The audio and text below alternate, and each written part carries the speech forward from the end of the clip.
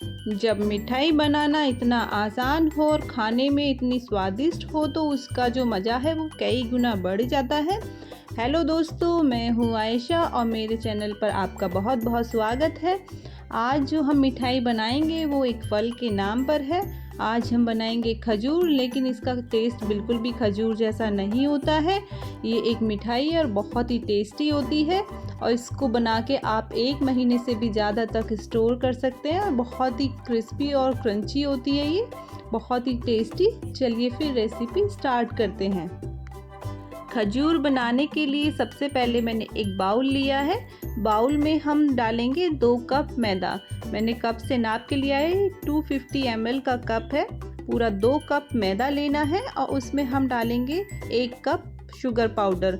Sugar हमें आधा लेना है जितना भी मैदा लेना है।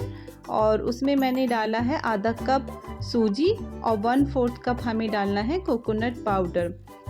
अब हम इसमें डालेंगे 1/3 कप घी डालेंगे। मैंने देसी घी लिया है, इसकी जगह पर आप ऑयल भी ले सकते हैं, लेकिन घी से जो इस मिठाई का टेस्ट है वो कई गुना बढ़ जाता है। और ये इन सारी चीज़ों को डाल के हम इसको मिक्स कर लेंगे हाथ से अच्छे से, जिससे कि घी इसमें पूरे में अच्छे से मिक्स हो जाए। इसी तरीके से इसको मिक्स करना है। सारी चीज़ें हमने ली है। अब मैंने इसमें मैदा का यूज़ किया है, आप मैदा की जगह पर गेहूं का आटा भी यूज़ कर सकते हैं, वो भी बहुत ही अच्छा उससे बनता है। और इसको चेक करेंगे, इस तरीके से मुट्ठी बांधेंगे तो एक ये लड्डू की फॉर्म में ऐसे इकट्ठा हो जाए। और अब हम इसमें डालेंगे थोड़ा सा सॉल्ट डालेंगे इसमें, 1/4 टीस्पून के करीब। इससे इसका जो टेस्ट है वो और भी अच्छा हो जाता है। और थोड़ी सी इसमें मैं डालूँगी सौंफ। सौंफ को हाथ से थोड़ा सा ऐसे क्रश कर लेना है और क्रश करने के बाद इसमें हम डाल देंगे। इससे इसका जो फ्लेवर है वो और भी अच्छा आता है। अब मैं इसमें डालूँगी इलायची। मैंने 3 से 4 इलायची लेना है और उसको अच्छे से कूट लेना है। अगर आपके पास इलायची पाउडर है तो आप वो भी डाल सकते हैं। अब हमें इसका डो लगाना है। मैंने ये आधा कप लिया है वाटर, नॉर्मल रूम टेम्परेचर का ही वाटर लिया है। इसके लिए कोई गर्म या ठंडा वाटर लेने की ज़रूरत नहीं है, नॉर्मल रूम टेम्परेचर का ही लेना है। और थोड़ा थोड़ा वाटर ऐड करके हम इसका डो लगाएंगे। वाटर हमें एक साथ नहीं डालना है क्योंकि हमने इसमें शुगर डाला है। अगर हमने वाटर एक साथ डाल दिया तो डो हमारा पतला हो जाएगा शुगर की वजह से, इसीलिए थोड़ा थोड़ा करके वाटर हमें ऐड करना है और इसको मिक्स करना है। अभी ये बहुत ही ड्राई लग रहा है, लेकिन थोड़ा थोड़ा वाटर ऐड करते हुए इसको हम डो फॉर्म में ले आएंगे। और ये बहुत ही अच्छे से रेडी हो चुका है, एकदम डो फॉर्म में आ चुका है, स्मूथ सा डो। और बहुत ही सख्त डो नहीं लगाना है इसका। और ये मेरा जो वाटर था आधा कप में से अब लगभग 1 टेबलस्पून के करीब बच भी गया है। और इस डो को हम 10 मिनट्स के लिए रख देंगे रेस्ट करने के लिए, जिससे कि जो इसके अंदर सूजी हमने डाली थी वो थोड़ा फूल जाए। 10 मिनट के बाद ये डो रेडी हो चुका है और थोड़ा सा सख्त भी हो गया है। इसको थोड़ा सा हाथ से ऐसे ही मल लेना है, थोड़ा सा स्मूथ सा कर लेना है डो को, क्योंकि सूजी डाली थी तो हमारी वो उसमें फूली है, तो थोड़ा सा ऐसे ही मिक्स कर लेंगे इसको। और इसको हम कर लेंगे 2 पीसेस में डिवाइड। और फ्रेंड्स, आज हम जो खजूर बनाएंगे हम उसको बिना बेले बनाएंगे, उसको बेलने की ज़रूरत नहीं है। बस ऐसे ही इस तरीके से इसके हमें रोल बना लेने हैं, हाथ से ऐसे ही करके स्मूथ सा कर लेना है। इसका साइज़ आप छोटा बड़ा कैसे भी कर सकते हैं, जैसे भी आपको पसंद हो। मैं इसको ऐसे ही रोल कर लूँगी। और अब हम एक नाइफ़ लेंगे, नाइफ़ की हेल्प से इसके छोटे छोटे पीसेस हम कट करेंगे। बहुत ही मोटे पीसेस नहीं कट करने हैं, पतले पतले पीसेस हमें कट करने हैं इसके। इसी तरीके से सारे पीसेस को कट कर लेना है, बहुत ही आराम से कट जाती है। और ये ऊपर से जो इसका सरफेस है उसको हाथ से बिल्कुल भी नहीं स्मूथ करना है, इसको हमें ऐसे ही रहने देना है। बस हाथ से इसको थोड़ा सा हम इसके जो पॉइंट्स हैं उनको हम शेप दे देंगे इसी तरीके से। इसका जो कॉर्नर्स हैं इनको अच्छे से शेप दे देंगे। सारे पीसेस को हम इसी तरीके से शेप दे देंगे।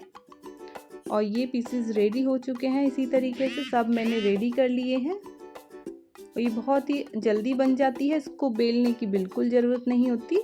और एक कढ़ाई में हमें कर लेना है ऑयल गरम। ऑयल हमें बहुत ज़्यादा गरम नहीं करना है, मीडियम टेम्परेचर उसका रखना है। टूथपिक डाल के चेक करेंगे तो उस पर बबल्स आने स्टार्ट हो जाएं तो बस हमें ऐसे ही ऑयल चाहिए। और इसमें हम डाल देंगे जितने एक बार में हमारे ये पीसेस आ जाएं उतने ही डालें, बहुत ज़्यादा ना डालें वरना ये टूट जाएंगे। और ऑयल में पीसेस डालने के बाद उसको टच नहीं करना है, अगर आप टच करोगे तो ये टूट जाएंगे क्योंकि इसमें हमने शुगर ऐड किया हुआ है। थोड़ा सा पकने देंगे इसको इसी तरीके से हम, और फ्लेम को हमें मीडियम ही रखना है, हाई फ्लेम बिल्कुल नहीं करना है।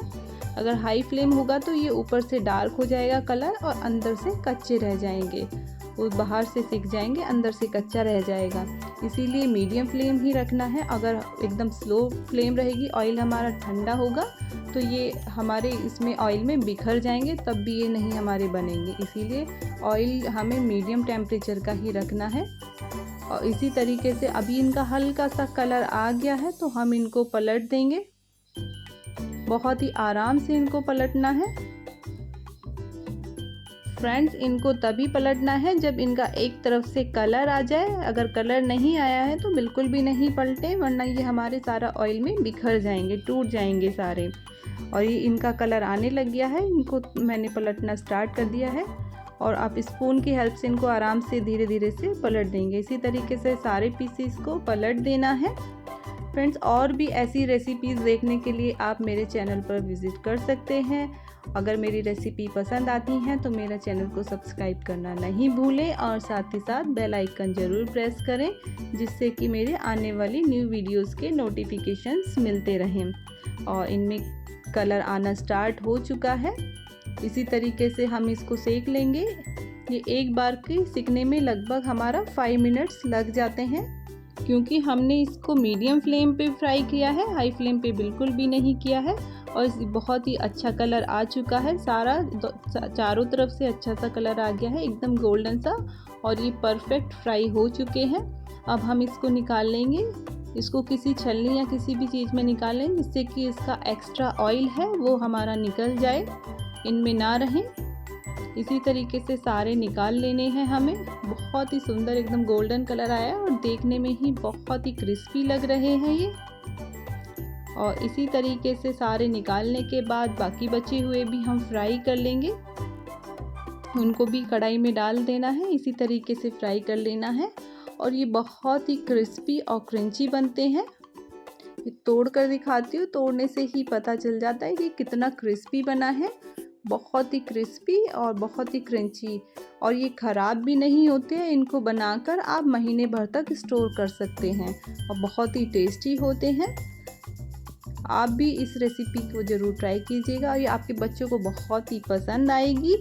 और कमेंट करके ज़रूर बताइएगा कि ये रेसिपी आपको कैसी लगी।